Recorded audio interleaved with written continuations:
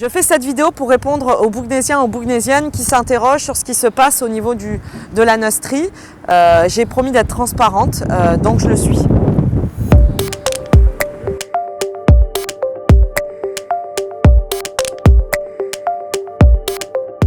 Je n'ai pas expulsé le camp, ça a été fait à 2 reprises sur ce terrain. Ils sont revenus quelques mois plus tard, ça n'a pas été efficace. Par ailleurs, oui, ils sont sur un terrain illicite, mais cela fait 9 ans qu'ils sont sur ce terrain. On ne peut pas fermer les yeux, c'est sur la commune de Bougnat, à l'entrée de la commune, et je l'avais promis durant les municipales, je voulais gérer le problème de manière pragmatique. De toute manière, la préfecture n'expulsera pas, même si, quand bien même nous avions fait la bande, donc il faut le savoir, donc j'ai réglé les choses. J'ai d'abord voulu et demandé à la métropole de nettoyer le lieu actuel qui est pour moi une honte pour la ville, pour l'entrée de la ville, en termes humanitaires, en termes de tranquillité publique, en termes d'attractivité. Donc j'avais dit que je ferais nettoyer, la métropole va nettoyer durant 3 semaines ce lieu qui est une catastrophe. Par ailleurs, là ils sont au gymnase de la Neustrie, nous avons choisi de mettre en place des mobil-homes sur un terrain à côté barriéré en arrière qui est plus adapté. Le département ne m'a pas proposé de terrain alors que nous étions dans une urgence.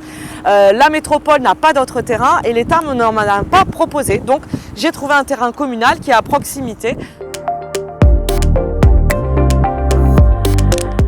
Là, ils sont dans un gymnase sous des tentes. On a 11 mobil-homes qui viennent d'être reçus, qui vont être installés sur un terrain qui est à côté. Je suis transparente. Cela a coûté 177 000 €.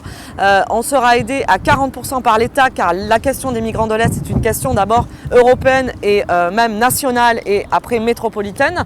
La métropole aussi va nous aider dans cet engagement d'installation de mobil-homes avec un contrat de réciprocité, avec une redevance, avec une volonté d'alphabétisation, avec une obligation de scolarisation et avec aussi un contrat de nettoiement. Et là, vous avez ici le règlement intérieur qui a été édifié et travaillé avec les élus et les associations.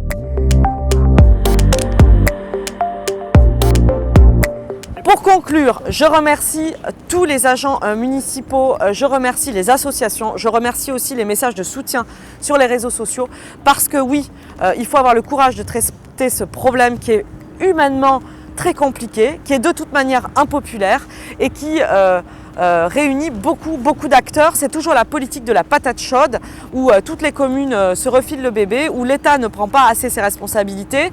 Même si la métropole m'a aidé, ça ne suffit pas et d'ailleurs le département est aux abonnés absents pour l'instant. Donc moi j'enjoins tout le monde aussi à se réunir, à aider les maires qui sont dans ma situation. Moi je souhaite régler le problème. Je ne souhaite pas de toute manière ne pas régler les dossiers chauds qui sont sur ma commune. Je l'avais promis, je le fais. Nous avons déjà commencé par le nettoiement pour avoir un camp digne de ce nom. Encore une fois, humanité et fermeté.